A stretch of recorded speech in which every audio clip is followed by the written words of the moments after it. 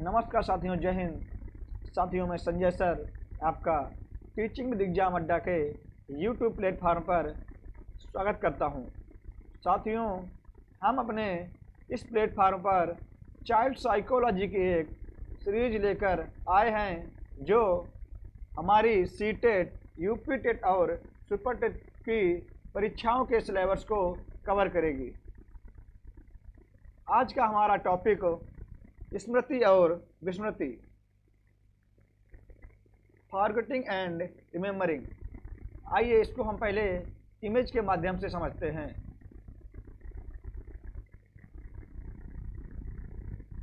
देखिए, जब कोई विषय वस्तु हमारे दिमाग में, हमारे मन में याद रहता है और वह अचेतन मन में चला जाता है, तो जब उसको हम थोड़ा सा जोर लगाते हैं, उसको सोचने का प्रयास करते हैं, तो उसको हम पहले सोचते हैं, इसके बाद में उसका छनन होता है कि हमने यही चीज़ सोची या नहीं, यही हमारे चेतन मन में आनी है या नहीं आनी है। जब वो वहाँ से छनन होने के बाद में हमारे चेतन मन में आ जाएगी, यही हमारी स्मृति है। यानी किसी पूर्व अनुभव, किसी पूर्व की घटना को थोड़ा सा अपने दिमाग में जोड़ लगाने पर पुनः याद कर लेना ही स्मृति है। देखिए, स्मृति वह योग्यता है जो पूर्व अनुभवों अथवा अधिगम से सीखी गई बातों को संचित करने तथा कालांतर में उसका चेतन जगत में प्रयोग करने से संबंधित है। यानी जो भी चीज़ें हम पूर्वांतर में सीखे होते हैं और उनको चेतन मन में ले आना ही स्मृति कहलाती है। देखिए, पूर्व में सीखी गई प्रक्रियाओं के कुछ लक्षणों को वर्तमान अनुक्रिया में व्यक्त करना ही स्मरण है। ये हमारे हिलगार्ड और एटकिंसन महोदय जी ने बताया था। क्या यह इनकी परिभाषा है? पूर्व में सीखी गई प्रक्रियाओं के कुछ लक्षणों को वर्तमान अनुक्रिया में व्यक्त करना ही स्मरण है। देखिए, ये परिभाषा हमारी इंग्लिश में भी हम देते हैं, क्योंकि जो बच्चे हमारे इंग्लिश मीडियम के हैं वो इनका स्मरण कर सके। आइए, पूर्व से सीखे गए ज्ञान को प्रत्यक्ष उपयोग ही स्मृति है। यानी जो ज्ञान हम पूर्व में सीखे होते हैं उसको हम अपने प्रत्यक्ष में, अपने वर्तमान में जब उपयोग कर सकें, वही हमारी स्मृति है। देखिए, जैसे एग्जाम्पल के तौर पर हम समझ सकते हैं कि आपने मोटर बाइक चलाना सीखा जब आप 21 ईयर के थे। अब आप लोग अपने कॉलेज में चले गए या किसी कारणवश आप इसको 2-3 या कुछ साल न कर पाएँ या मोटर बाइक आप न चला पाएँ, लेकिन जब आप 2-3 साल बाद भी इसको चलाने की कोशिश करें और आप इसको चला लें, तो यही हमारी स्मृति है। यानी कि वह चीज़ हमें भूली नहीं है। जो चीज़ ना भूले, जिसका हम पुनः स्मरण कर सके, वही हमारी स्मृति है। देखिए, आप इस चित्र को गौर से देखिएगा।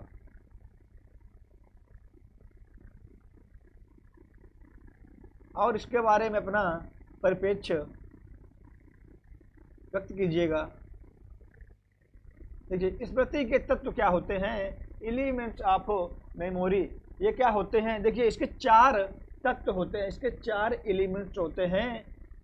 अधिगम, इन लर्निंग, बिना सीखे किसी भी विषय वस्तु का स्मरण करना संभव नहीं है। यानी कि हम बिना अधिगम के कोई भी विषय वस्तु नहीं सीख सकते हैं तथा बिना स्मरण के सीखना संभव नहीं है।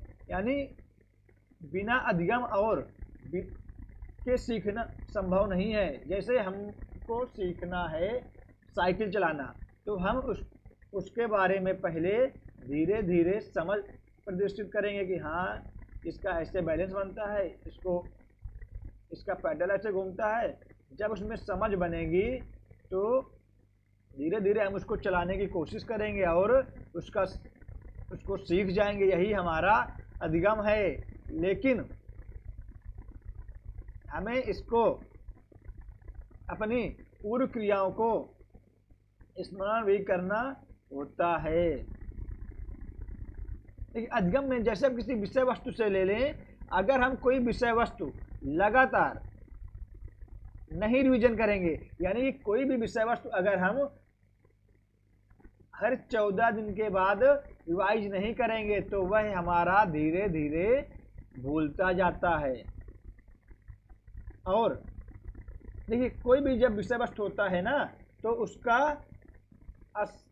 60% भाग हम 10 से 24 घंटे में ही भूल जाते हैं।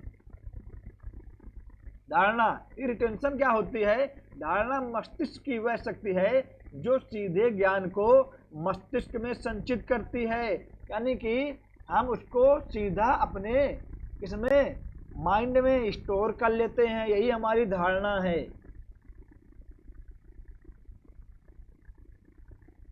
सॉरी, धारण। ओके, धारणा तो वो होता है जब हम किसी के बारे में कोई धारणा पहले से ही कोई पूर्वाग्रह बना लें। ठीक है, जैसे एग्जाम्पल के तौर पर बालक बालिकाओं से अधिक कार्य सामर्थ्य होते हैं। यह हमारा एक पूर्वाग्रह हुआ। क्या? बालिकाओं के प्रति लैंगिक पूर्वाग्रह हमारा बना। ठीक है, ये धारण हमारा हमने देख लिया कि धारण मस्तिष्क की वह शक्ति है जो सीधे सीखे गए ज्ञान को मस्तिष्क में संचित रखती है। देखिए पुनः स्मरण क्या होता है, रिकॉल क्या होता है। देखिए रिकॉल आपने देखा होगा कि प्राइमरी के बच्चों को डेली रिकॉल कराया जाता है। जैसे कोई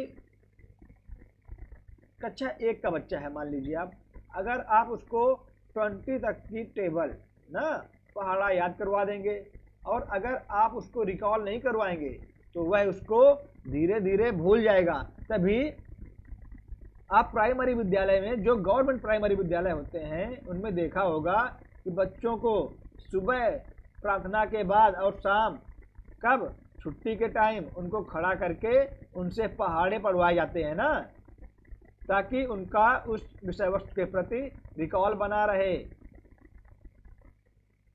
पहचान क्या होती है, रिकॉग्नाइजेशन क्या होता है, किसी विषय वस्तु को ठीक ठीक उसी ढंग से जानना जिस ढंग से पूर्व समय में स्मरण किया गया था, यही उसकी पहचान होती है। यानी कि जैसे मान लीजिए कि हमने भारत का मैप सीखा, ठीक है,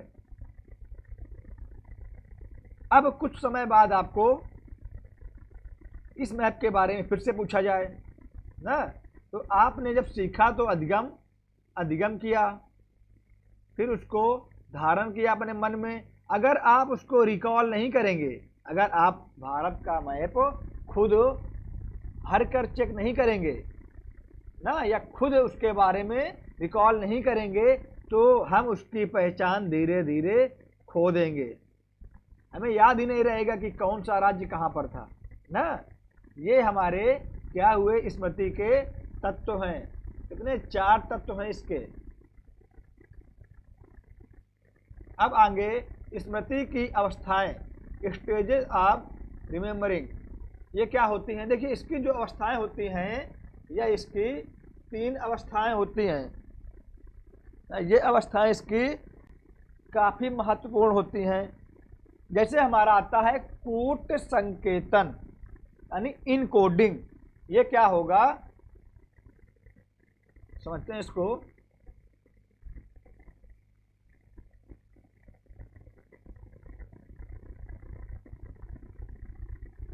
जब हम कोई चीज ग्रहण करेंगे, जब हम कोई चीज सीखेंगे, तब हम उसको पहले इनकोडिंग करते हैं ना।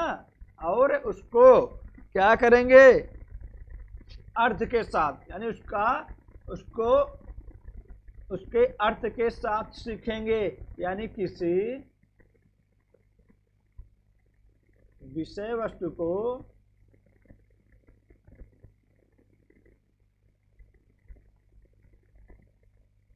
एक सटीक अर्थ के साथ सीखना, ये हमारा होता है इनकोडिंग। अब देखिए भंडारण, स्टोरेज क्या होता है, जो भी हम विषय वस्तु सीखे हैं, जिसका हमने इनकोडिंग किया है, उसको एक समय सीमा तक संग्रहण करके रखना। यानी सीखी गई विषय वस्तु को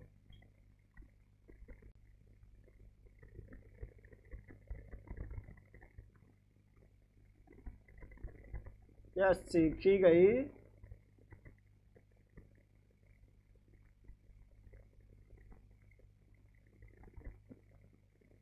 विषय वस्तु को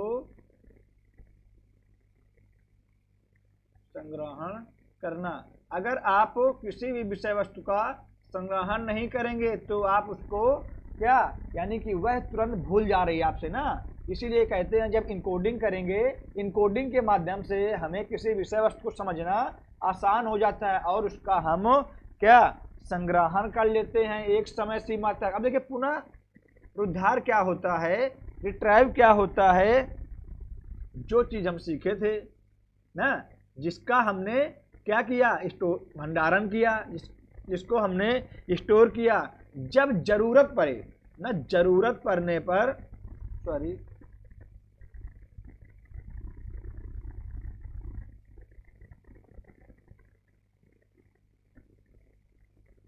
जरूरत पड़ने पर सीखी गई विषय वस्तु को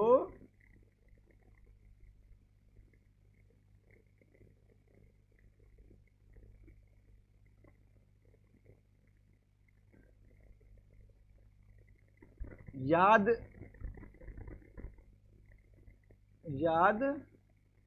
कर पाना, यही हमारा क्या होता है, रिट्राइव होता है ना। आइए आगे देखते हैं। देखिए क्या हुआ कि स्मृति का व्यवस्थित ढंग से अध्ययन किसने किया था, ये हमारे हरमन एबिंगहॉस जी ने किया था ना। हरमन एबिंगहॉस जी ने किया था क्या, इन्होंने स्मृति का व्यवस्थित ढंग से अध्ययन किया था। ठीक, ये केवल हमारा फैक्ट है, आ सकता है ना। और देखिए एक एटकिंसन एंड सफ्रिन ने कब 1968 में स्मृति का अवस्था मॉडल दिया था। इन्होंने ना क्या अवस्था मॉडल ऑफ स्टेजेज, किसका, मेमोरी का। और इन्होंने इसको 3 प्रकार से बताया ना। क्या बताई, संवेदी स्मृति, सेंसरी मेमोरी। आप उसमें क्या बताया, आप जो अपनी इंद्रियों से ग्रहण करते हैं ना, जो आप अपनी इंद्रियों से ग्रहण करते हैं, जैसे आप क्लास देख रहे हैं तो आप ये देख ही रहे हैं, अगर तुरंत ये बंद हो जाए क्लास तो क्या ये तुरंत आपके सामने से गायब हो जाएगी ना। उसकी और इसकी समय अवधि क्या होती है, 1 सेकंड होती है। जैसे आप गर्म पानी को छूते हैं और उसको आपने छुआ, आपको तुरंत गर्म लगा, आप उससे तुरंत हाथ बाहर निकालते हैं ना, ये तुरंत यह प्रक्रिया 1 सेकंड के अंदर ही हो जाती है और उससे भी कम समय में होती है ना। हमारी क्या होती है, संवेदी स्मृति क्या होती है, आप जो अपनी इंद्रियों से ग्रहण करते हैं और इसकी अवधि 1 सेकंड होती है। जैसे एग्जाम्पल के लिए हम समझ सकते हैं कि जैसे कोई बल्ब जल रहा है ना, जलते हुए बल्ब, जलते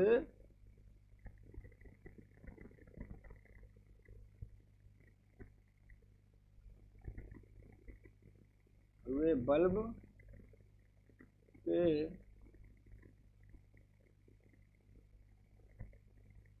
बुझ जाने के बाद कुछ देर इमेज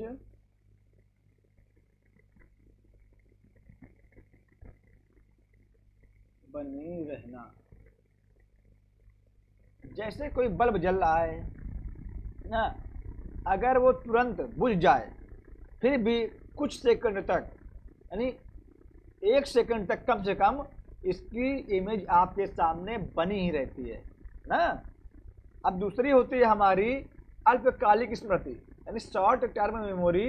ये क्या होती है? देखिए, पहली बात समझ लिया आप, इसकी संचयी अवधि जो होती है हमारी 30 सेकंड होती है। बार बार अभ्यास करने से कोई चीज़ दिमाग में रहती है। इसमें इन्होंने बताया कि जब हम किसी चीज़ का बार बार क्या अभ्यास करते हैं तो वह चीज़ हमारे क्या माइंड में रहती है। और केवल हमें इसकी संचयी अवधि देखनी है, क्योंकि फैक्ट में क्वेश्चन आ सकता है। ये हमारी होती है 30 सेकंड। अब दीर्घकालिक मेमोरी, जो हमारी लॉन्ग टर्म मेमोरी होती है, यह हमारी जीवन पर्यंत दिमाग में रहती है। यानी अगर हम कोई चीज़ एक बार सही से बसा लें दिमाग में ना, यह हमारी जीवन पर्यंत दिमाग में रहती है, और जब हमें ज़रूरत पड़ेगी तब हम इसको याद कर पाएंगे। इस तरह की मेमोरी को क्या दीर्घकालिक मेमोरी कहते हैं। जब कोई चीज़ जीवन पर्यंत दिमाग में रहे और ज़रूरत पड़ने पर हम इसको याद कर पाएँ, यही चीज़ हमारी क्या होती है? दीर्घकालिक मेमोरी होती है। अब आगे देखते हैं स्मृति के प्रकार, यानी टाइप्स ऑफ मेमोरी। एक होती है हमारी तत्कालिक मेमोरी, यानी इमीडिएट मेमोरी। हमारी ये क्या होती है? इमीडिएट, यानी तुरंत ना। किसी विषय वस्तु को सीखने के थोड़े समय के उपरांत, कोई चीज़ हमने सीखा वो थोड़े समय के उपरांत तत्काल बाद उसे यथावत दोहरा देना। जब हम कोई चीज़ सीखते हैं और उसके थोड़ी देर बाद उसको हम जब दोहरा पाते हैं, यही हमारी होती है तत्कालिक मेमोरी। अगर हम इस मेमोरी को बार बार याद, इस मेमोरी में क्या होता है, अगर हम किसी चीज़ को बार बार दोहराएंगे नहीं, बार बार रिवाइज नहीं करेंगे, तो इसको हम जल्द भूल जाते हैं। इसीलिए मैंने बताया आपको कि इसमें भूलने के चांस ज़्यादा रहते हैं। देखिए, व्यक्तिगत मेमोरी क्या होती है, पर्सनल मेमोरी क्या होती है? अपने कुछ पूर्व अनुभवों को याद करना। जब आप अपने कुछ पूर्व अनुभवों को याद कर पाएँ ना, किसी घटना या चीज़ को देखकर अनुभव याद आ जाना। देखिए, जैसे मान लीजिए कोई आपका पूर्व अनुभव है कि आपकी मान लीजिए इंग्लिश सब्जेक्ट कमज़ोर था ना, और आप इसमें अपने स्कूल में क्या पनिशमेंट पाते थे, आपको इसमें पनिशमेंट मिलती थी। और एक बार ऐसा हुआ कि आप किसी विद्यालय में घूमने गए या फिर आप टीचर बनकर गए, जब आपने किसी अन्य अध्यापक को, किसी छात्र को इंग्लिश सब्जेक्ट में ही पनिशमेंट देते हुए देखा। वैसे पनिशमेंट देना असंवैधानिक है, इसको कानून ने क्या दंडनीय अपराध माना है, ये नहीं देना चाहिए। आप लोग भी इससे बचिएगा, क्योंकि मैं आपको एग्जाम्पल के तौर पर बता रहा हूँ ना। तो जब आपको यह घटना देखकर तुरंत याद आ जाए कि अरे भाई, हम भी तो इंग्लिश में मार खाते थे ना, यही हमारी हुई व्यक्तिगत मेमोरी, जब हम इसको स्वयं से जोड़ लें। अब अव्यक्तिगत मेमोरी, जैसे मित्रों या समाचार पत्र में किसी घटना को देखकर अपने पूर्व अनुभव को याद कर लेना। जब आप सामने से ना देखें,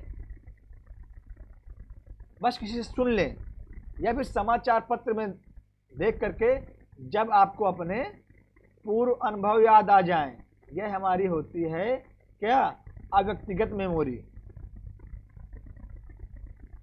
सक्रिय मेमोरी क्या होती है? एक्टिव मेमोरी क्या होती है? पूर्व अनुभवों को बिना किसी विशेष प्रयास के पुनः स्मरण कर पाना ना। जब आप पूर्व अनुभवों को बिना किसी विशेष प्रयास के पुनः स्मरण कर लें, यही हमारी होती है एक्टिव मेमोरी। निष्क्रिय स्मृति क्या होती है? निष्क्रिय यानी पैसिव मेमोरी क्या होती है? पूर्व अनुभवों को अत्यधिक प्रयास अथवा अनुक्रिया के द्वारा स्मरण करना या फिर स्मरण करने में असमर्थ हो जाना, कर भी लेना या फिर असमर्थ भी हो जाना, यही हमारी होती है क्या? जब हम बहुत सारे प्रयास करें ना याद करने के, जब अगर वो याद आए या फिर ना याद आए, यही हमारी होती है निष्क्रिय मेमोरी। अब यांत्रिक या रटंत मेमोरी क्या होती है? किसी विषय वस्तु को बिना समझे केवल रट लेना। देखिए, जब हम किसी विषय वस्तु को बिना समझे केवल रट लेते हैं तो इसको हम बहुत जल्द भूल जाते हैं ना, यही हमारी क्या होती है? यांत्रिक मेमोरी। तार्किक मेमोरी यानी लॉजिकल मेमोरी क्या होती है? देखिएगा, जब किसी विषय वस्तु को अच्छी तरह से सीख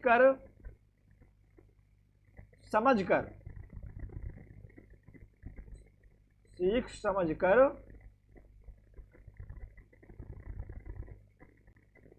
सॉरी, एक मिनट रुकिएगा आप।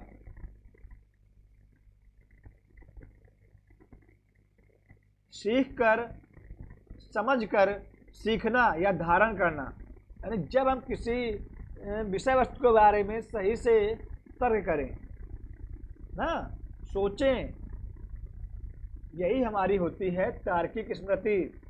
अब हमारी आती है चैत्रिक स्मृति। अच्छा, ये क्या होती है हमारी? आपने देखा होगा, आपने मूवीज में देखा होगा कि कोई एक ऐसा डिजाइनर होता है जो अपने मन में केवल किसी चित्र को एक बार देख ले और उसको ज्यों का त्यों छाप दे ना, यही हमारी उसकी होती है फोटोग्राफिक मेमोरी। यानी किसी चित्र को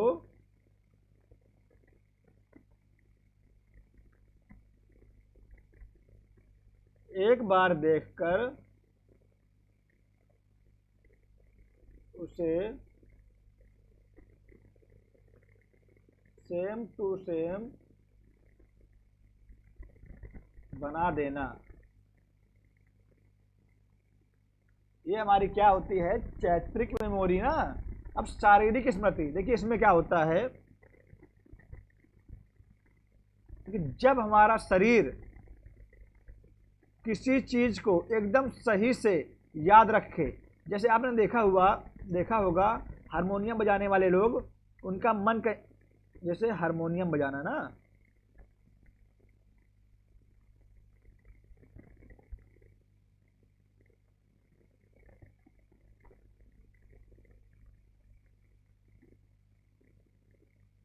हारमोनियम, ढोलक, तबला,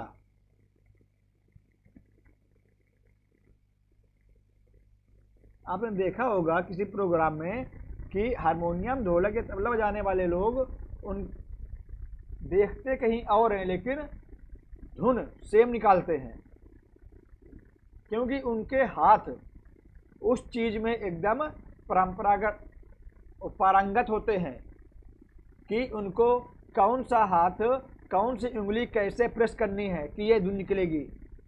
यही हमारी होती है क्या? शारीरिक स्मृति यानी फिजिकल मेमोरी। देखिए, अब हमारा मेमोरी की कुछ मैथड आते हैं, यानी स्मरण करने की विधियां कुछ आती हैं। जैसे हमारी होती है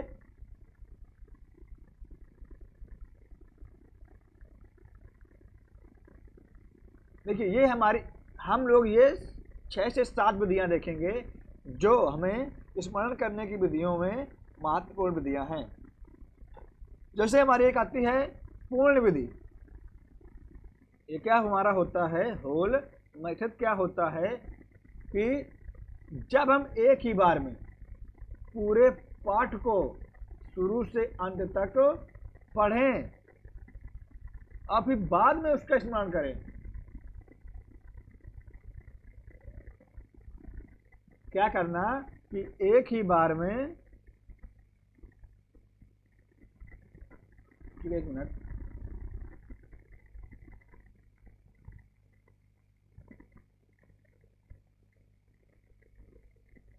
एक ही बार में किसी पाठ को शुरू से अंत तक, शुरू से तक पढ़ना।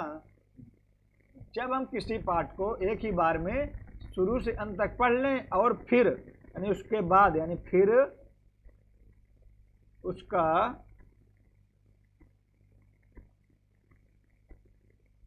स्मरण करें, यह हमारा होता है होल मेथड। यानी जब हम किसी एक ही पाठ को शुरू से अंत तक क्या कर लें, पढ़ लें और फिर बाद में उसका स्मरण करें। इसमें मैंने क्या क्या पढ़ा था, इसके मेन बिंदु क्या थे ना, ये हमारी होती है क्या, होल मेथड। इसका एग्जाम्पल देखिए, यह मेमोरी हमारी, यह विधि हमारी बड़े लोगों के लिए होती है। यानी बड़े लोगों के लिए, बड़े लोगों के लिए होती है, यानी जो एज में परिपक्व होते हैं, मिच्योर लोगों के लिए होते हैं, जो परिपक्व लोग होते हैं ना, परिपक्व, परिपक्व बच्चों के लिए, लोग या बच्चों, यह बुद्धिमान लोगों के लिए भी होती है।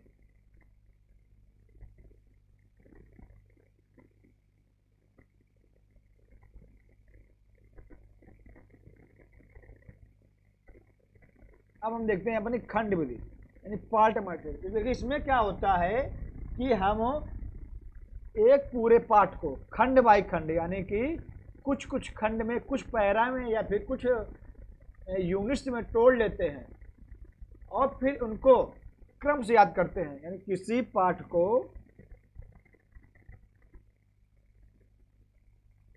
किसी पाठ को खंडों यानी टुकड़ों में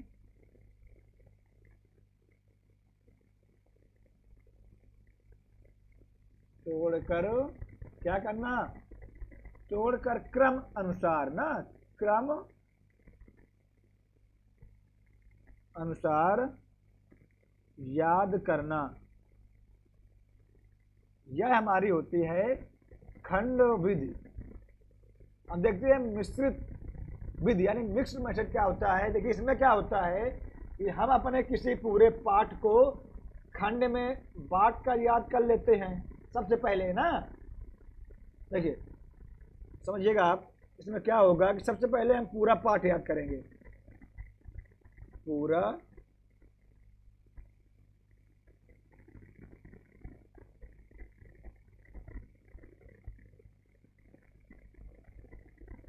पूरा पाठ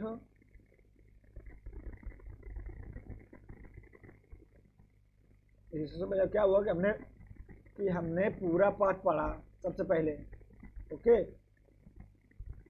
इसके बाद में क्या किया कि अब उसको खंडों में बांट कर पढ़ें, खंडों में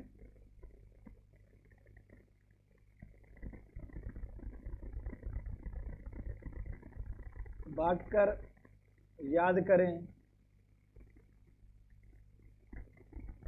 अब क्या करेंगे, सबसे पहले पूरा पाठ पढ़ें, फिर खंडों में बांट कर उसको याद किया ना।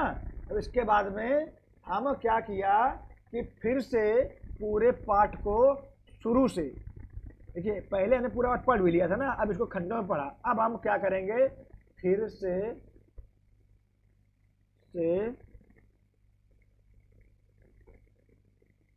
पूरे पाठ को शुरू से अंत तक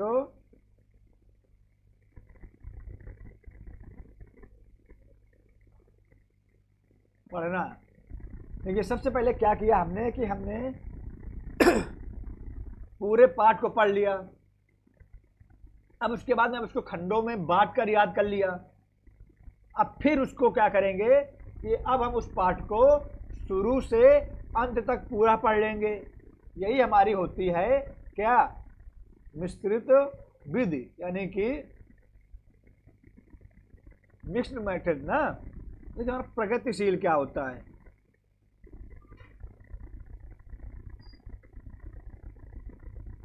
इसमें क्या होता है कि इसको हम पहले देखिए, इसमें हम क्या करेंगे कि सबसे पहले हम किसी पाठ को खंडों में बात सॉरी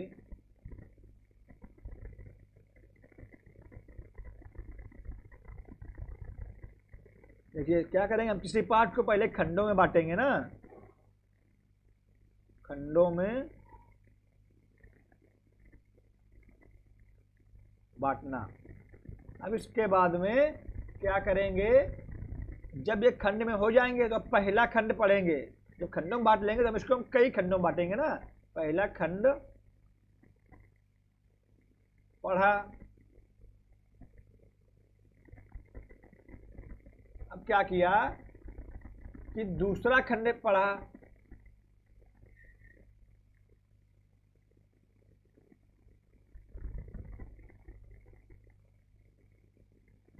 अब क्या किया कि अब हम क्या करें कि हम पहले खंड का रिवीजन कर लेंगे ना।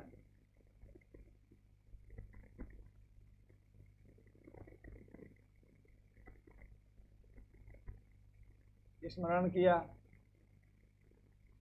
अब क्या करेंगे कि अब हम तीसरा खंड याद करें ना। अब हम क्या करें, फिर इसके बाद में हम दूसरे खंड का रिवीजन कर लें। जब हम चौथा खंड याद करें तो हम तीसरे खंड का रिवीजन कर लें। ऐसे ही यह प्रक्रिया लगातार चलती रहती है। तो इसको क्या बोलते हैं कि प्रगतिशील विधि या प्रोग्रेसिव मेथड। समझ में आया आपको? एंड जो भी चीज़ समझ में ना आए तो आप उसको कमेंट में बता दीजिएगा, तो हम उसको आगे आपको फिर से समझा देंगे। सक्रिय मेमोरी क्या होती है भाई?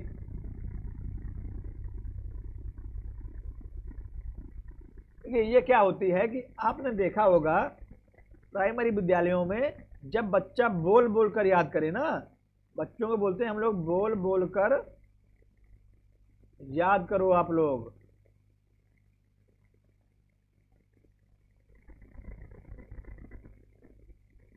और इससे क्या होता है उनमें कि जब वो लोग बोल बोल कर याद करेंगे ना तो उनका उच्चारण में सुधार होगा, उच्चारण में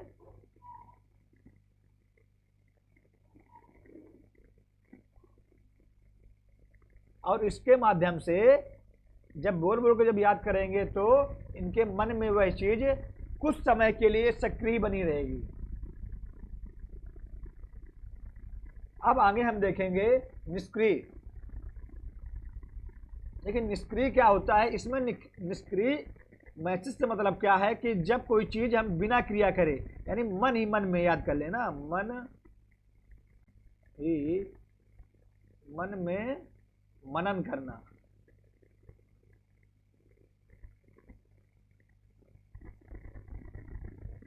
यह हमारी क्या होती है, यह हमारे बड़े लोगों के लिए ज्यादा महत्वपूर्ण होती है ना, बड़े लोगों के लिए, बड़े बच्चों के लिए ना, परिपक्व लोगों के लिए।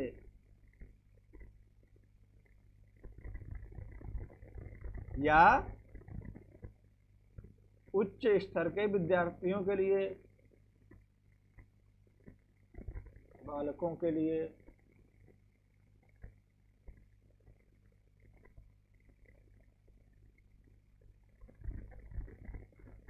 अब हमारी आती है रटंत मेमोरी, सॉरी रटंत विधि। हम लोग विधियां पढ़ रहे हैं ना अभी, मेमोरी नहीं है।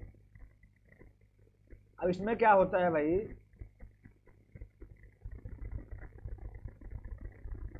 इसमें हम जब किसी चीज को बिना सोचे विचारे ना, बिना सोचे विचारे केवल याद कर लेना। देखिए, जब हम बिना सोचे विचार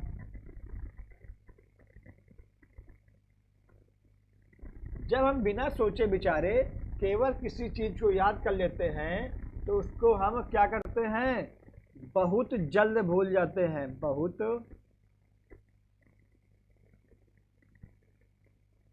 जल्द भूलना। अब हम देखते हैं अवबोध। अवबोध क्या होता है भाई? जब हम किसी चीज को सोच समझकर, तर्क के साथ, विचारों के साथ जब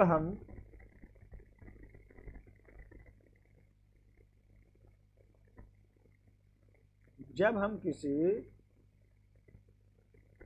विषय वस्तु को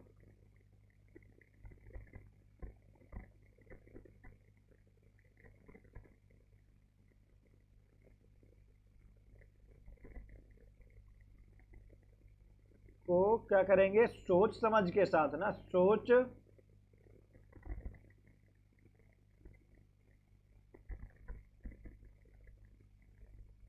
समझकर, क्या, तर्क के साथ, तर्क, विचार और शब्दों के साथ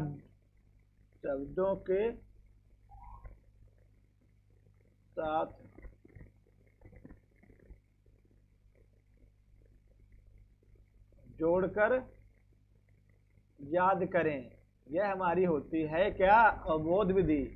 यानी जब हम किसी चीज को सोचकर समझकर शब्दों के साथ मिलाकर तर्क करके विचार करके याद करें तो यही हमारी होती है क्या, अवबोध विधि, यानी अंडरस्टैंडिंग मेथड। अब हम देखते हैं हमारा क्या, फॉरगेटिंग यानी विस्मृति। देखिए, समझिएगा आप इससे, जब हमारे मन में जो भी चीजें होती हैं, जो भी चीजें विषय वस्तु याद किया होता है, जब वो हमारे मन में क्या, गायब होने लगे और धीरे धीरे वह पूरा गायब हो जाए, वही हमारी होती है फॉरगेटिंग। आप इसको देखिए,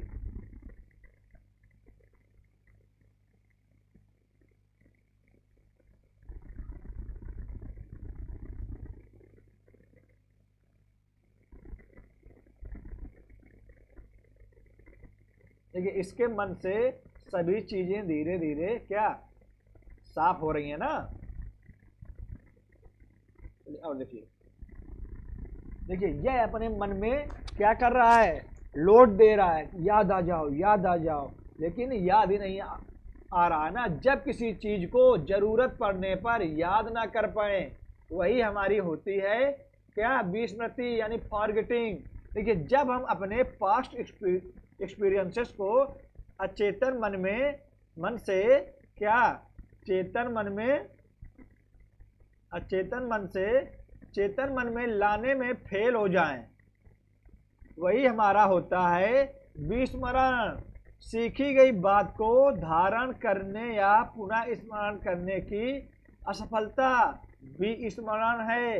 ये हमारे मन जी ने बताया था क्या, कि सीखी गई बात को धारण करने या पुनः स्मरण करने की असफलता ही फॉरगेटिंग है, विस्मरण है ना। और हमें ड्रेवर जी ने भी बताया, क्या बताया, कि विस्मरण से तात्पर्य किसी समय प्रयास करने पर किसी भी पूर्व अनुभव को याद करने अथवा सीखे गए कार्य को समझने में असफलता से है। यानी हमारा जो विस्मरण है, यह जब हम कोई पूर्व अनुभव को सीखे होते हैं या याद करते हैं, जब उसको हम प्रयोग में नहीं ला पाते हैं, इसी को हम कहते हैं फॉरगेटिंग, विस्मरण, यानी किसी चीज को भूल जाना। देखिए महोदय जी अपने मन में कितना लोड डाल रहे हैं, लेकिन उस चीज को याद नहीं कर पा रहे हैं ना। और जोर डालिए, फिर भी याद नहीं आएगी। देखिए विस्मरण के कारण क्या होते हैं, यह हमारा आखिरी फैक्ट है इस चैप्टर का। विस्मरण क्यों होता है? विषय वस्तु का स्वरूप, देखिए जब विषय वस्तु का स्वरूप सही से नहीं हो, यानी कोई भी विषय वस्तु अगर कक्षा 1 का बच्चा है तो उसको उसी के अनुसार ही पाठ्यक्रम उपलब्ध कराना होगा। जब हम लोग उसको वो पाठ्यक्रम नहीं उपलब्ध करा पाएंगे तो उसको कोई चीज़ याद कैसे रहेगी भाई, उसको भूलना ही है। विषय वस्तु की मात्रा कक्षा 1 के बच्चे को हम इंटर लेवल का या फिर अधिक यानी 24 घंटे में से 8 घंटे का काम नहीं दे सकते हैं। उसको हम थोड़ा थोड़ा, हमने अभी देखा था पार्ट में देंगे ना, जैसे हमारा कोई एक टॉपिक है उसको हम उसको पार्ट में बांट कर देंगे। दोषपूर्ण विधि, देखिए क्या होता है, जब हमारी विधि दोषपूर्ण होती है तो कोई भी विषय वस्तु हमें याद नहीं रहता, लंबे समय तक तुरंत भूल जाता है। जैसे प्राइमरी लेवल के बच्चों को हम लोग खेल खेल में सिखा सकते हैं, अब उनको हम लोग लेक्चर देकर सिखा सकते नहीं हैं। अगर हम लोग प्राइमरी लेवल के बच्चों को लेक्चर दें तो क्या उनको याद होगा? कभी नहीं याद होगा ना। रुचि और अवधान, देखिए जब किसी विषय वस्तु के बारे में आपका रुचि और ध्यान होगा तभी आप इसको सीख पाएंगे। अगर आपकी रुचि है कि आपको पढ़ना है हिंदी और आपके मन में जबरदस्ती घुसेड़ा जा रहा है मैथ, आप भी कहोगे क्या ये फालतू में हमें पढ़ा रहे हैं ना, तो आपको ये चीज़ कभी याद ही नहीं होगी, तुरंत भूल जाओगे भाई मैथ। समयांतराल, एक निश्चित समय तक ही कोई इंसान कोई चीज़ याद रख सकता है, ज़्यादा लंबा समय हो गया, जैसे मैंने आपको बताया था कि 14 दिन में अगर आप लोग रिवीजन नहीं करते हैं तो वह चीज़ आपके मन से एकदम भूलने लगती है ना। पुनः देखिए वही रिवीजन आ गया ना जो अभी बताया मैंने। आयु और बुद्धि, देखिए अगर आपका बुद्धि लेवल कम है तो आप हाई लेवल की चीज़ें नहीं सीख सकते हैं। अगर आपको सिखा भी दी जाएगी ना तो वो आप भूल जाओगे। अपने आयु और अपनी बुद्धि के अनुसार ही आपको चीज़ें याद रहेंगी। इमोशनल डिस्टर्बेंस, यानी आपका अगर संवेगों में कंट्रोल नहीं है तो कोई चीज़ आपके सामने कितना भी सही से प्रस्तुत कर दी जाए आपको वो चीज़ याद ही नहीं रह पाएगी ना। देखिए आज के लिए इतना ही। अगर आपको हमारी क्लास अच्छी लग रही हो तो कृपया इसको आप लोग शेयर ज़रूर करें और सब्सक्राइब भी करें। अगला टॉपिक हम लोग अगली क्लास में लेकर आएंगे। आज के लिए इतना ही। जय हिंद, धन्यवाद।